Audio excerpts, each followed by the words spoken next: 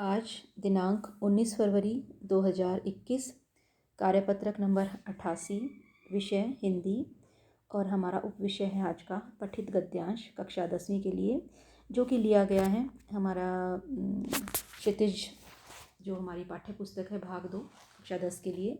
उसका अध्याय है लखनवी अंदाज, जिसके लेखक हैं यशपाल जी।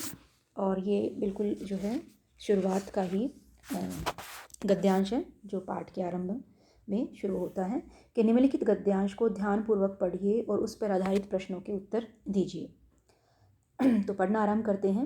मुफस्सिल की पैसेंजर ट्रेन चल पड़ने की उतावली में फुंकार रही थी। अब ये मुफस्सिल क्या होता है? मुफस्सिल होता है जो मेन जो शहर है या नगर है उसके आसपास के जो स्थान होते हैं।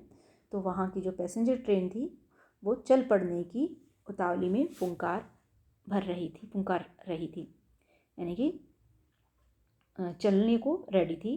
आराम से सेकंड क्लास में जाने के लिए दाम अधिक लगते थे। ये लेखक कह रहे हैं दूर तो जाना नहीं था, भीड़ से बचकर एकांत में नई कहानी के संबंध में सोच सकने और खिड़की से प्राकृतिक दृश्य देख सकने के लिए टिकट सेकंड क्लास का ही ले लिया।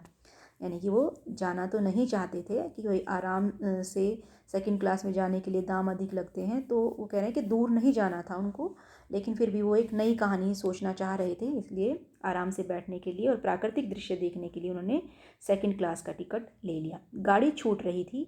सेकंड क्लास के एक छोटे डिब्बे को खाली समझकर ज़रा दौड़कर उसमें चढ़ गए। तो वो ट्रेन में चढ़ गए। अनुमान के प्रतिकूल डिब्बा निर्जन नहीं था। निर्जन यानी कि बिना जन के, बिना किसी आदमी के, तो ऐसा नहीं था जो उन्होंने अनुमान लगाया था। एक बर्थ पर लखनऊ की, बर्थ यानी कि सीट, लखनऊ की नवाबी नस्ल के एक सफ़ेद पोश सज्जन बहुत सुविधा से पालथी मारे बैठे थे। तो कहते हैं कि सीट पर लखनऊ के वो नवाब जैसे लग रहे थे, सफ़ेद पोश यानी कि सफ़ेद रंग के उन्होंने वस्त्र पहने हुए थे और वो पालथी मारे बैठे थे। सामने 2 ताजे चिकने खीरे तौलिए पर रखे थे उस सज्जन के सामने। डिब्बे में हमारा सहसा कूद जाने से सज्जन की आंखों में एकांत चिंतन में विघ्न का असंतोष दिखाई दिया। यानी कि जब वो एकदम से लेखक जो है उस में चढ़ जाते हैं उस डिब्बे में, तो जो है जो सज्जन है वो जो एकांत में कुछ चिंतन कर रहे थे, तो उसमें विघ्न आया, तो वो असंतोष उनकी आंखों में दिखाई दिया। सोचा हो सकता है यह भी कहानी के लिए सूझ की चिंता में हो, कि वो भी शायद यही सोच रहे होंगे कहानी लिखने के लिए, या खीरे जैसी अपदार्थ वस्तु का शौक करते देखे जाने के संकोच में हो, कि वही जो है कि खीरे को खा रहे हैं तो इसका ये संकोच हो। तो नवाब साहब ने संगति के लिए उत्साह नहीं दिखाया, यानी कि उन्होंने कोई ख़ास बातचीत के लिए जो है उनको कंपनी देने के लिए इस तरह का कोई उत्साह नहीं दिखाया। हमने भी इनके सामने की बर्थ पर बैठकर आत्मसम्मान में आंखें चुरा ली। तो जब नवाब साहब ने कोई भाव नहीं दिया या बात करने का उत्साह नहीं दिखाया, तो लेखक भी जो है सामने की बर्थ पर अपने आत्मसम्मान के लिए वो आंखें झुकाकर बैठ जाते हैं। तो आगे अब क्या दिया हुआ है, अब जो है इसके प्रश्न दिए हुए हैं। लेखक ने सेकंड क्लास का टिकट क्यों लिया? तो प्राकृतिक दृश्य देख सकने के लिए, नई कहानी के संबंध में सोच सकने के लिए, भीड़ से बचने के लिए, उपरोक्त सभी। तो एक तो वो प्राकृतिक दृश्य जो है वो भी देखना चाह रहे थे, और नई कहानी के संबंध में, नई कहानी के बारे में सोचना चाह रहे थे, और ये सब वो भीड़ से जो है बचकर करना चाह रहे थे। तो जो है ये उपरोक्त सभी इसके सही उत्तर आएंगे, क्योंकि वो तीनों ही चाह रहे थे। वो प्राकृतिक दृश्य भी देखना चाह रहे थे, नई कहानी भी सोचना चाह रहे थे, और भीड़ से ही बचना चाह रहे थे, क्योंकि नई कहानी तभी लिखी जाएगी। तो ये उपरोक्त सभी इसके उत्तर आएंगे। अब है सज्जन शब्द का विलोम। सज्जन यानी कि सतजन, अच्छा जन जो है, भला पुरुष जो होता है। तो सवजन का मतलब होता है अपने लोग, दुर्जन बुरे लोग, निर्जन जहाँ पर कोई भी जन ना हो, परिजन अपने जो है परिजन मतलब हमारे परिवार के जो जन होते हैं।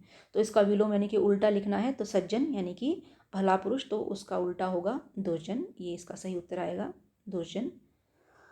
अगला है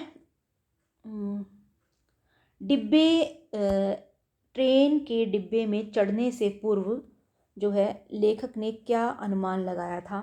तो लेखक ने क्या अनुमान लगाया था, डिब्बा बिल्कुल खाली होगा, डिब्बा लोगों से भरा होगा, डिब्बे में नवाब साहब बैठे होंगे, डिब्बे में खाना मिलेगा। तो उन्होंने अनुमान लगाया था कि डिब्बा बिल्कुल खाली होगा, कि वो कह रहे हैं ना कि अनुमान के मुताबिक जो है प्रतिकूल डिब्बा निर्जन नहीं था। तो वो अनुमान लगा के बैठे थे कि डिब्बा निर्जन होगा, यानी कि उसमें कोई भी नहीं होगा, कोई भी जन नहीं होगा। तो इसका उत्तर पहला आएगा। अगला है लेखक को नवाब साहब की आंखों में एकांत चिंतन में विघ्न का असंतोष क्यों दिखाई दिया। तो लेखक को नवाब साहब की आंखों में एकांत चिंतन में विघ्न का असंतोष क्यों दिखाई दिया। नवाब साहब को जल्दी पहुंचने की चिंता थी, नवाब साहब एकांत में खीरा खाना चाहते थे, या लेखक नवाब साहब का पूर्व परिचित था, या उपरोक्त सभी। तो इसका सही उत्तर है कि लेखक जो नवाब साहब है एकांत में खीरा खाना चाहते थे, क्योंकि उनके सामने खीरा जो है कटा हुआ रखा था, कि वो जैसे वो कहते हैं कि सामने 2 ताजे चिकने खीरे तौलिए पर रखे थे। तो इसका सही उत्तर ये होगा कि वो एकांत में खीरा खाना चाहते थे, और जो है इसलिए एकदम से जब लेखक उसके ऊपर उस पर बर्थ पे मतलब बैठे सामने या डिब्बे में चढ़े तो उनकी आंखों में असंतोष दिखाई दिया। अब है प्रस्तुत गद्यांश के लेखक प्रेमचंद हैं, स्वयं प्रकाश हैं, यशपाल हैं, या सर्वेश्वर दयाल सक्सेना है। तो इसका सही उत्तर है यशपाल जी। लखनवी अंदाज इस अध्याय का नाम है, लखनवी अंदाज, और जिसके लेखक हैं यशपाल जी। अब ये कार्यपत्रक जो 85 थी बच्चों, जो आपने पीछे करी थी, ये उसके उत्तर हैं, आप मिला लीजिएगा। तो ये थी हमारी आज की वर्कशीट, पठित हमारा गद्यांश, वर्कशीट नंबर 88। अब आप एक बार इसको फिर से पढ़ लीजिए, आपको और अच्छे से समझ में आ जाएगी। धन्यवाद।